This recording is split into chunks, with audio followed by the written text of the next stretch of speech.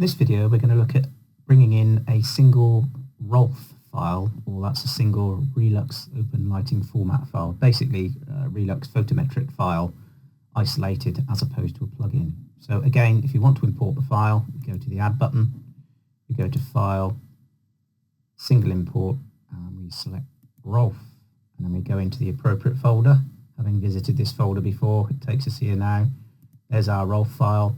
Again, if you wanted to do a bulk import of Rolf files, we would do exactly the same thing as we did with the LoomDat files, except we would type in the extension star.rolf, because that's the grouping of the Rolf files as the extension. So we're going to do a single one. We won't do a video on that because we've done it with the LoomDat files.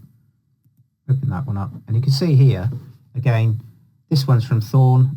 Better information. There's the reference there, the description. They've got the reference number, good description.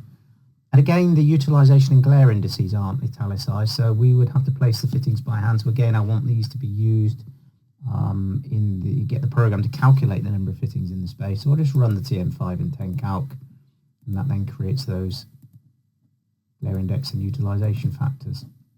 So we can now use this fitting.